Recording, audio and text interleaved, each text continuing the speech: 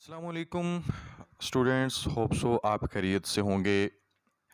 आज हम जिस pharmacy technician B category 2 year program के जिस बुक को स्टार्ट करने लगे हैं प्रिपरेशन के लिए, वो है एनाटमी और उसके साथ है फिजियोलॉजी। आपको पता है कि एनाटमी एंड फिजियोलॉजी ये एक ही आपके पास बुकलेट है जहाँ से आप स्टडी करते हैं। तो यहाँ से हम आज इसके प्रीवियस पेपर के अंदर आने वाले एमसीक्यूज़ जो है वो करेंगे। तो अगर आप लोग पेपर की तैयारी कर रहे हैं, एग्ज़ाम की तैयारी कर रहे हैं, तो ये एमसीक्यूज़ प्रीवियस पेपर से हैं। ये एमसीक्यूज़ 100% वहाँ पे आने वाले। आप लोगों ने इसको अच्छे तरीके से जो है वो क्या करना है, प्रिपेयर करना है, ताकि आपको एग्ज़ाम में बेहतरी हो आपकी। तो अगर आप इस मेरे यूट्यूब चैनल पे न्यू हैं तो यूट्यूब चैनल को सब्सक्राइब लाजमी कर दें, बेल आइकन को दबा दें, ताकि हर आने वाली फार्मेसी बी कैटेगरी की जो भी वीडियो हो वो आप तक बआसानी पहुंच सके। तो आइए चलते हैं आज की वीडियो की तरफ। आज की वीडियो में जो हमारा फर्स्ट चैप्टर है वो है इंट्रोडक्शन का, और इंट्रोडक्शन में जो फर्स्ट हमारे पास एमसीक्यूज़ है वो है deal with the study of structure of an organism and the relationship of its parts। तो ये डेफिनेशन एनाटॉमी की है और ये डेफिनेशन आपने याद भी करनी है क्योंकि मोस्टली ये डेफिनेशन पेपर में आ जाती है। Deal with the study of the structure of N organisms and the relationships of its part. उसके हिस्सों का आपस में रिलेशनशिप और स्ट्रक्चर के बारे में जो ब्रांच डील करती है उसे कहते हैं anatomy. Word anatomy is derived from, ये एक ग्रीक वर्ड है, is use to describe the study of body parts visible to the naked I.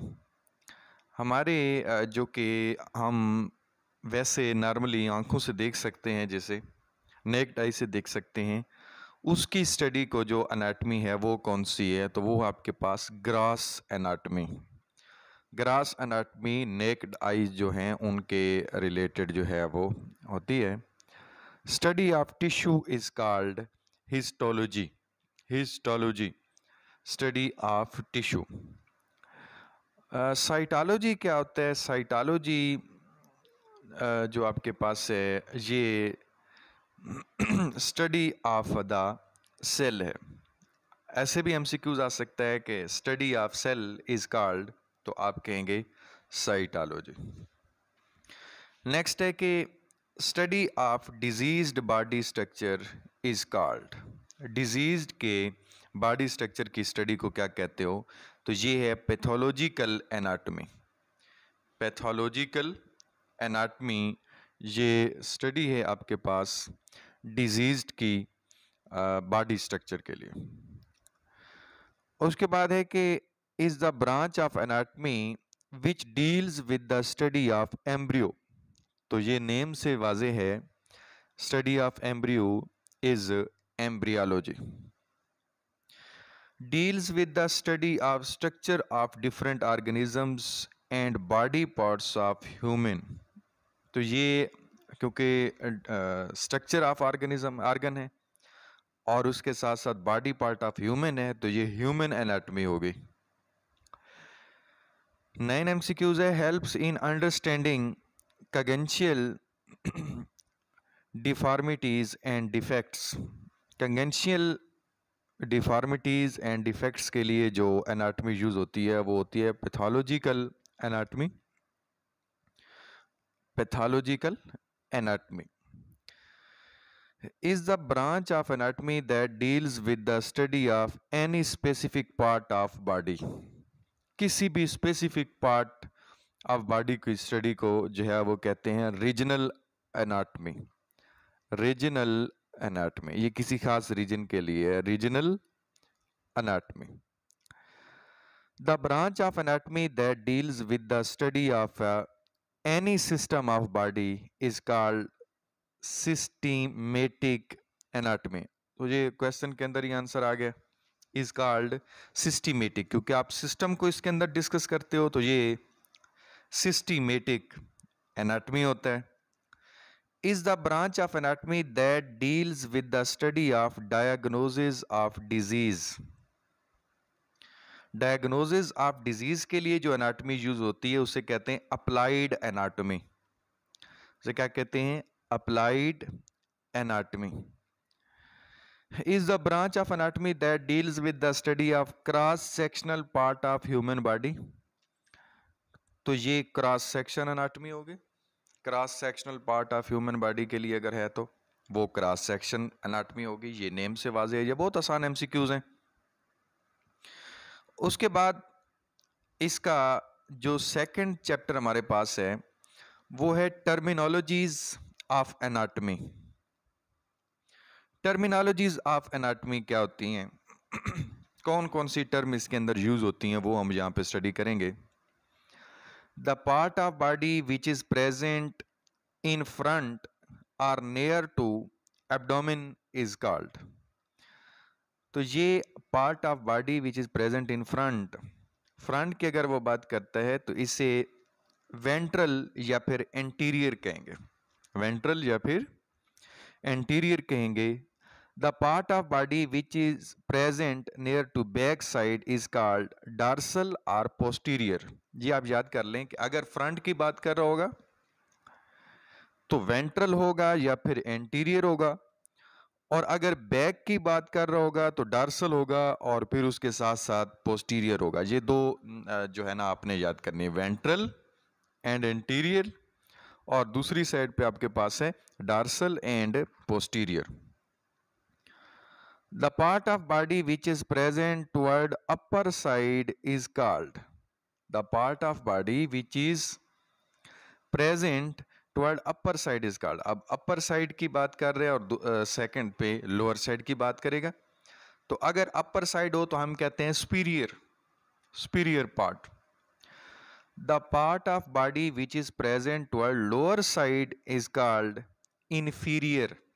Superior and inferior part. उसके बाद है the line which divide the body into two equal right and left part is called. तो ये होगा medial line, क्योंकि ये medium centre में आते हैं, सो इसे हम कहते हैं medial line.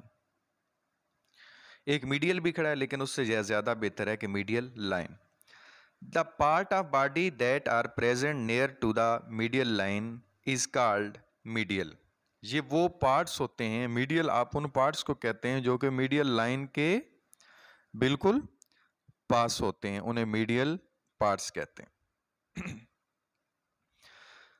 The parts of body which are present away from the medial line उन्हें हम कहते हैं लेटरल, लेटरल पार्ट। जो मीडियल लाइन के करीब हूं उन्हें कहते हैं मीडियल, और जो मीडियल लाइन से दूर हूं उन्हें कहते हैं लेटरल पार्ट।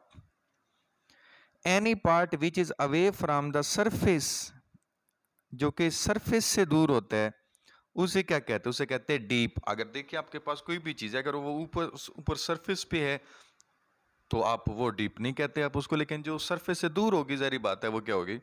डीप होगी, तो उसे डीप कहेंगे। Any part which is near from the surface is called superficial. जो सरफेस के ऊपर है वो सुपरफिशियल है, और जो नीचे जाके आएगा उसे क्या कहेंगे? डीप कहेंगे। It is the part which is present nearer to the reference point. Reference point के जो करीब होगा पार्ट उसे क्या कहेंगे? तो उसे कहेंगे प्रॉक्सिमल।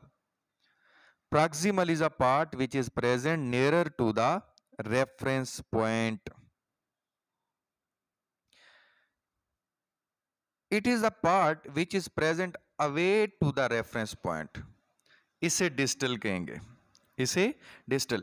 जो आपके पास रेफरेंस पॉइंट के करीब है उसे प्रॉक्सिमल कह रहे हैं, और जो आपके पास रेफरेंस पॉइंट से अवे है उसे डिस्टल कह रहे हैं। और प्रॉक्सिमल और डिस्टल का आपने ये डिफरेंस जो है यहाँ पे तैयार कर लेना है, ये एमसीक्यूज मोस्टली आ जाता है।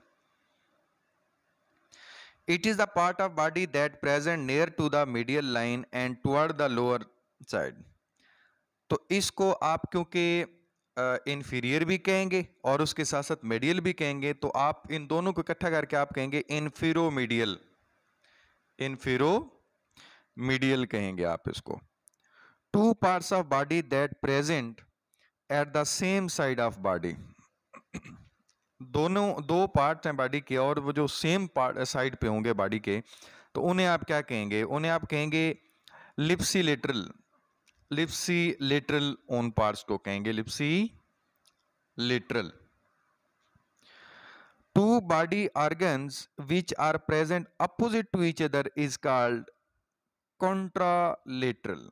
अपोजिट होंगे तो कंट्रालेटरल और अगर एक ही साइड पे होंगे तो लिप्सीलेटरल। ये इसकी जो है वो आपने इसको याद रखना है। Bending movement in which angle between two bones decreases.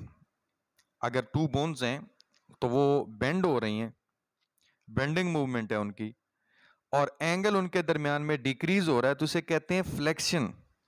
क्या कहते हैं इसको? फ्लेक्शन। और extending movement in which angle और distance between two bones increases, उसे कहते हैं extension. Flexion and extension. Movement of limb away from the medial line. आप लिम्स जो आपके पास हैं वो मीडियल लाइन से अगर दूर जा रहे हैं तो उसे कहेंगे अबडक्शन। दूर जाने को बोलते हैं अबडक्शन। और जो मूवमेंट ऑफ लिम्ब है टुवर्ड द मीडियल लाइन उसे कहते हैं अडक्शन। अबडक्शन दूर जाने को और अडक्शन करीब आने को। Movement of limb toward the medial line और उसे कहेंगे अडक्शन। उसके बाद है movement of the forearm in which position that palm facing downward. अगर movement of the forearm in which position that palm facing downward, जो downward है उसे कहते हैं प्रोनेशन। उसे क्या कहते हैं? प्रोनेशन। और अगर यही मूवमेंट अपवर्ड हो तो आप इसे कहते हैं सुपीनेशन। प्रो नीचे की तरफ, प्रो, और सुपीनेशन, सुपीनेशन जो अगर आपके पास है तो वो ये ऊपर की तरफ है। Movement of sole of foot toward the medial line. Sole of जो फुट होते हैं उनकी मीडियल लाइन की तरफ जो हरकत है, जो मूवमेंट है, उसे कहते हैं इन्वर्जन। और अगर यही movement of the sole of foot away from the medial line, ये इवर्जन होगा। इनवर्स से इन्वर्जन, ये करीब आने की वजह से, और इवर्जन दूर की तरफ वजह से। Movement of bone toward the upper side is called elevation. Upper side, elevation कहते हैं इंक्रीज होना, बढ़ना, upper side. Movement of the bones toward the lower side is called depression. Depression होते हैं कम होना, डिप्रेस होना। Movement of the sole of foot in which angle और distance between foot and leg increases, तो इसे कहते हैं प्लेंटर फ्लेक्शन। अगर वो आपके पास एंगल इंक्रीज हो रहा है तो प्लेंटर फ्लेक्शन होगा। If distance between leg and foot is decreased, अगर लेग एंड फुट के अंदर डिस्टेंस डिक्रीज हो रहा है तो इसे कहेंगे डॉर्सी फ्लेक्शन। डॉर्सी फ्लेक्शन, ये आपके पास डिस्टेंस के डिक्रीज होने की वजह से डॉर्सी फ्लेक्शन, और इंक्रीज होने की वजह से अभी मैंने आपको बताया कि ये होगा प्लांटर फ्लेक्शन। तो आज का ये चैप्टर ख़त्म हुआ। हम नेक्स्ट चैप्टर में फिजियोलॉजी के नेक्स्ट चैप्टर जो आपके पास है चैप्टर 3, उसके लिए अगली वीडियो तक इंतज़ार कीजिएगा। अब फ़िलहाल अब्दुल हफीज़ बंदालवी को इजाज़त दीजिए। अगर आप चैनल पे न्यू हैं तो चैनल को सब्सक्राइब करना मत भूलिएगा। अस्सलामु अलैकुम वरहमतुल्लाहि वबरकातुहू।